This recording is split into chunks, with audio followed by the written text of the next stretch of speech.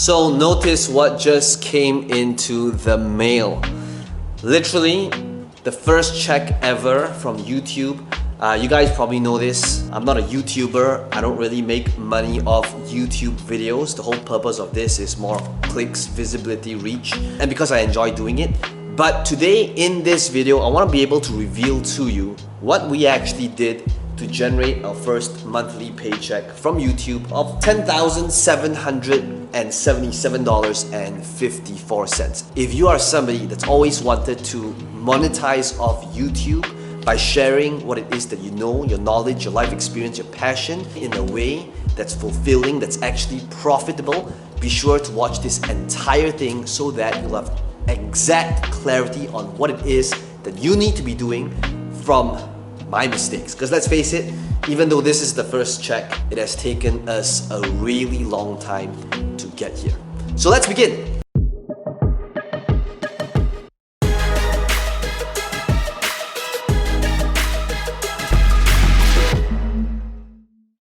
We're gonna go in depth, very thorough on the things that I wish somebody told me when I was starting out my YouTube channel. If I started out 3 years ago, 5 years ago, and if somebody gave me this 5-minute advice, what would I have wished this person would have said to me in that 5 minutes? Let's talk about what they are. Number one, I wish that this person would have told me, Peng Joon, when it comes to YouTube, it's all about these 3 main things. And the 3 things is, number one, it is about watch time. Now, the thing that made a huge difference for us is we started increasing our watch time of our videos. The videos that I've been putting out are a lot longer than the videos that I would put out 3 years ago. And you really start to see when we got real growth was really just kind of like early this year. Because for a really long time, I can tell you I was late to the YouTube game. I didn't pay much attention. Our entire focus has always been Facebook, running ads. But one of the things that I discovered the hard way was what YouTube loves is they want to keep people on their platform forever because that's when they make money. So you'll notice that there's a good chance before this video started, what happened? There was an ad, right? And it is only through their really long videos, the videos that is 15 minutes, 30 minutes, 45 minutes, that's when they can have these pre-roll ads. And when you have long form videos that increases your audience's average watch time, YouTube loves you for that, and because of that, they would reward you for it because that's when they make more money. And that is when they're gonna push and recommend your videos to a whole lot more people.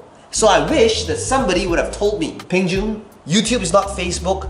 Don't upload these 59-second videos, 3-minute videos. Give YouTube what they want. Increase your watch time. Number 2 is all about the click-through rate. When YouTube recommends a video on the right-hand side, when would somebody click on it? They would click on it when there is an interesting image. All these different images are to pattern interrupt. It is what makes an image stand out. So I so wish that somebody told me, Peng Joon, it is really important to get a good thumbnail, and we need to understand this distinction. Not that it's pretty in design, but rather one that stands out. When I first started doing thumbnails, I thought thumbnails was about getting a nice design, a good posh, luxurious, great design that makes me look good. But what I realized is that a good design doesn't necessarily make somebody click, but rather if it stood out. Imagine right now you have this video and Facebook, or YouTube rather, is recommending like 7 other similar videos. Is your thumbnail being drowned in the sea of sameness? Because if that's the case, if everyone is using red and green, and your thumbnail is red and green as well, it's not gonna stand out. But what would stand out might be an ugly looking black and white image, because that is what separates and differentiates your thumbnail from everybody else.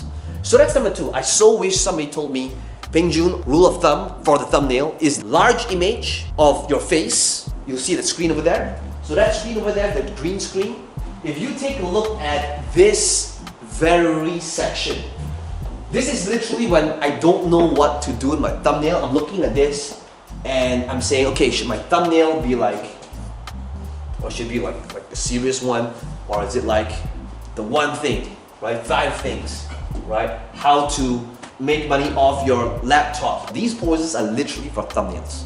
Okay, so it does make sense for you to take 30 minutes. You don't need a fancy green screen. It could be a normal white color background where you do these different poses that acts as your thumbnail so that it separates and differentiates your design from everybody else. Since we're on the topic of click-through rate, understand that, first of all, never utilize the default recommendation from YouTube, because YouTube's gonna recommend some weird scene in your video where you're like, your eyes are half closed, and you never want to do that. So it's always one payoff based on your video, one that stands out, that's a good pattern interrupt, big words, color schemes. Okay, so my color schemes could be these goofy, colorful background color schemes. Now, why is that the case?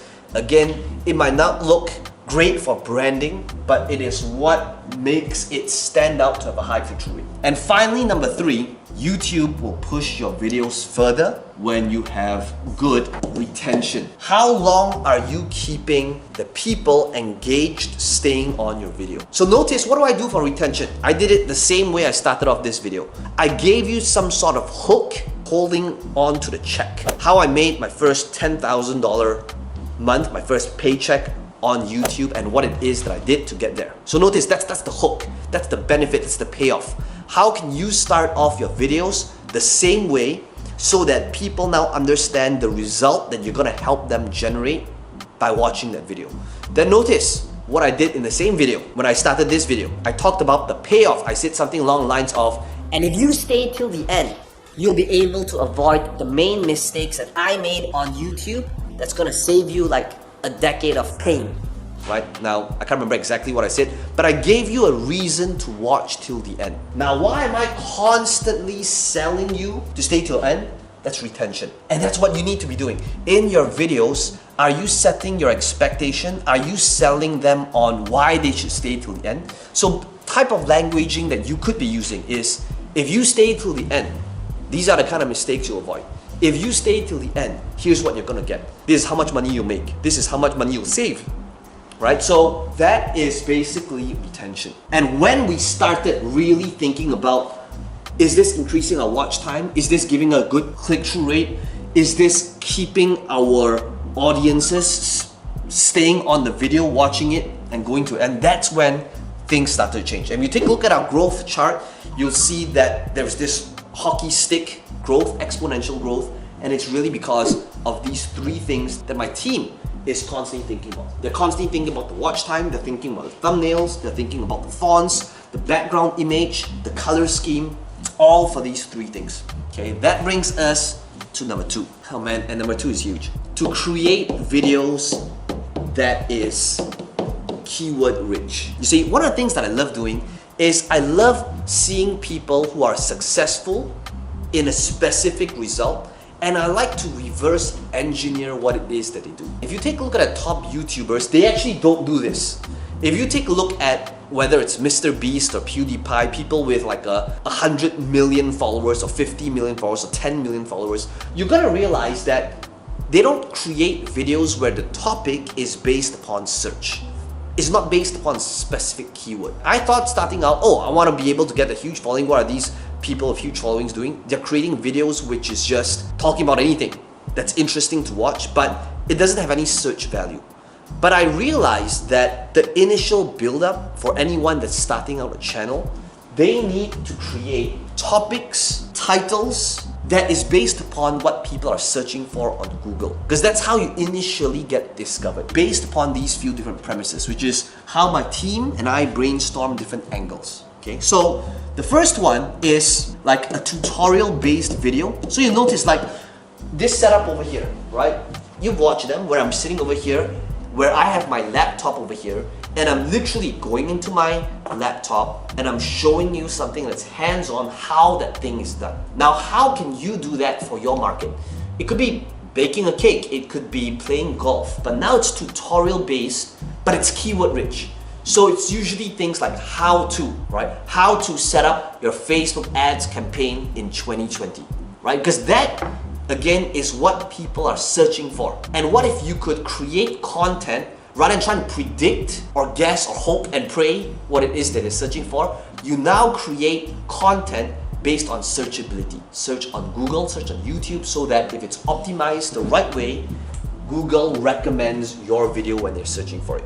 The next one, in order to get discovered, because let's face it, when I was starting out, I just created content that I thought would be interesting, but YouTube wouldn't show it to anybody because I couldn't get that initial traction to get that critical mass. You want to be able to ride on trending topics or names or events in order to get recommended when people are watching that similar topic. So for example, a video that I could do would be like how Mr. Beast built his YouTube channel, right? Secrets to going from 0 to however many number of followers he has right now. Now I haven't done that video yet, but if I were to do that video, I'm now able to tap on somebody who's got over, I don't know, 50 million subscribers. And if it's a good video, good meaning good watch time, good click-through rate, good retention, that is when YouTube is going to recommend that video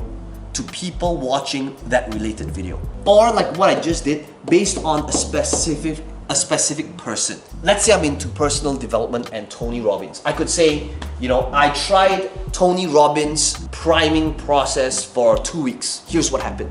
So what's gonna happen is that when people are watching a related Tony Robbins video, that is when YouTube will see, oh, this person might also be interested in this video on Tony Robbins' priming technique. Does that make sense?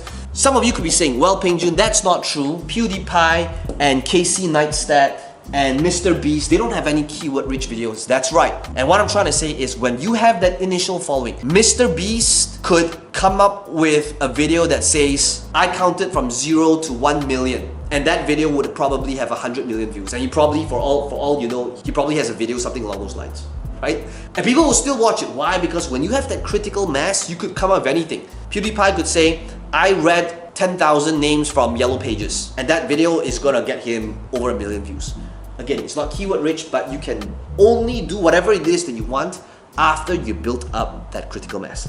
And that brings us to number 3. The thing that made the biggest difference for us is having consistency by having a balance between quality and quantity. And this is gonna sound a little bit polarizing, but the truth is, as creators, most people who are creators and creative are perfectionists. And the thing that's gonna cripple some of you right now is that you're never gonna release that first video or that next video, because the truth is, every single video, you could create the 1-hour version of that video, or you could have the 14-day 3-month version of that video. Like even this video right now, if I wanted to put in the bells and whistles and all of the things, and if I wanted to get mic'd up, which I'm not right now, and if I wanted to come from a perfectionist mindset, guess what? This video would never been released. Now, what is consistency? I said, you know what? Rain, earthquake, or shine, I'm gonna put out 3 videos every single week, at least. Monday, Wednesday, Fridays. And I said, you know what? I am going to prioritize, well not prioritize, but I'm going to have that balance between quantity as well as quality, so that I can continue to ride that momentum, create keyword-rich videos based upon these different angles, that's constantly thinking about these few things. So these were the different things that I wish somebody had told me when I was starting out. Hopefully it will help you as well, and if it did, let me know in the comments below what your biggest takeaway is. And as always, if you haven't already done so, smash the subscribe button, and I will see you in the next video if you want to be notified for videos just like this one.